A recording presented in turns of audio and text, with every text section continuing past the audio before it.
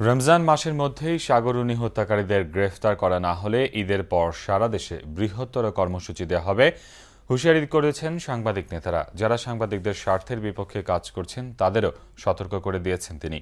Report Mizanur Rahman সবুজের। নৃশংস হত্যাকাণ্ডের শিকার সাংবাদিক দম্পতি সাগররুনি সহ সব সাংবাদিক হত্যার বিচার, সাংবাদিক নির্যাতন বন্ধ এবং গণমাধ্যমের স্বাধীনতা নিশ্চিত করতে ধারাবাহিকভাবে কর্মসূচি পালন করছে সাংবাদিক সংগঠনগুলো।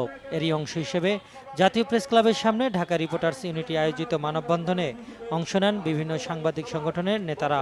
তাদের অভিযোগ, দিন দিন সাংবাদিক নির্যাতন বাড়ছেই।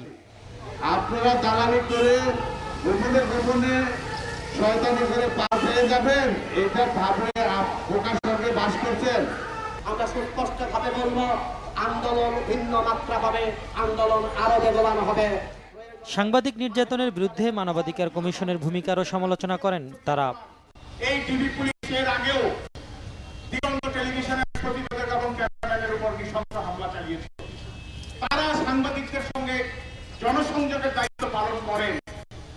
তাদেরকে আমরা দেখি অ্যাডভোকেট এমিও আহমেদের মতো একজন নিরীহ আইনজীবীকে মাত্র 4 ঘন্টায় কিভাবে নির্যাতনের মাধ্যমে। আমরা মনে করি সকল সাংবাদিক হত্যা বিচার চান না বলেই সাংবাদিকদের আন্দোলন সংগ্রামকে ভিন্ন খাতে প্রবাহিত করার জন্য তারা দালালি অস্ত্র নিয়েছে। আশ্বাস, অপেক্ষা আর ধৈর্যের বাঁধ ভেঙে যাচ্ছে বলেও দাবি করেন সাংবাদিক নেতৃবৃন্দ।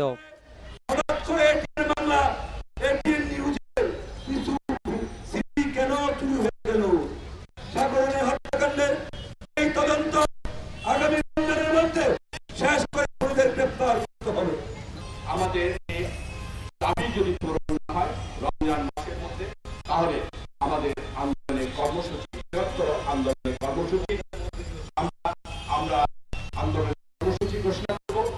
এসব হত্যাকাণ্ডের বিচার সময়মতো না হলে বিচার প্রক্রিয়ার ওপর মানুষের আস্থা থাকবে না বলেও মন্তব্য করেন সাংবাদিকরা। মিজানুর রহমান সবুজ, বাংলা ভিশন, ঢাকা।